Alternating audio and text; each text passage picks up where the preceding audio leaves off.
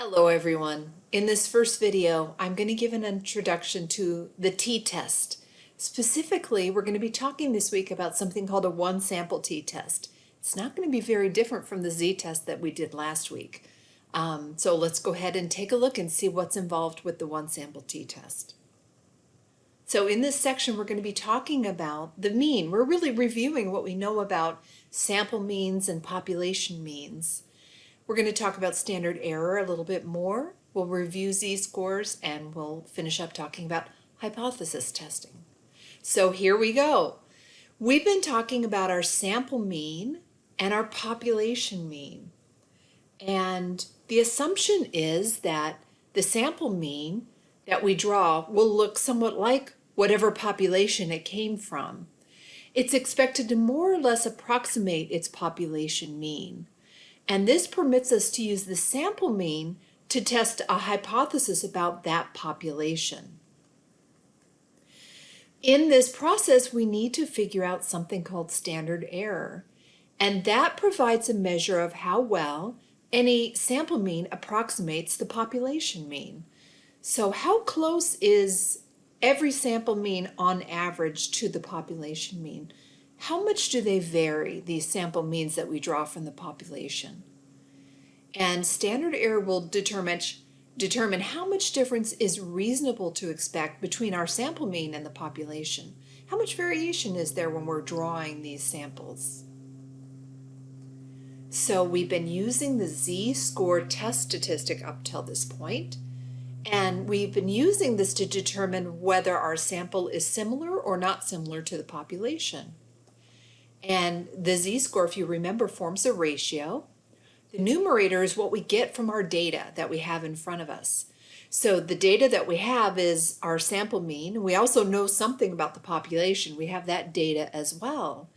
So we know the sample mean and we know the population mean. The standard error tells us what is the average distance or the average difference we would see between any sample mean and the population. Like how much wiggle room is there? How much variance would we expect? And this ratio is used to determine if there's a statistically significant result. So this should all be reviewed at this point.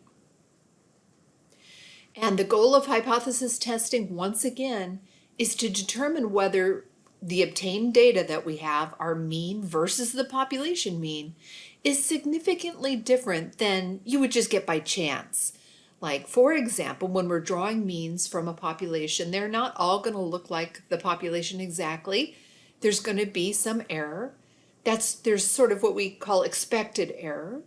Is that expected error significantly different than the difference we're seeing between our mean and the population mean?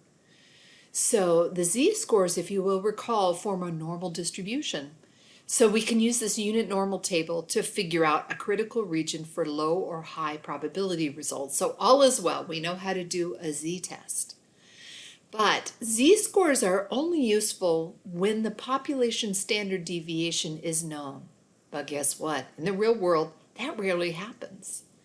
So the whole point of hypothesis testing is to gain knowledge about an unknown population, but the population variance is missing, and that is a problem.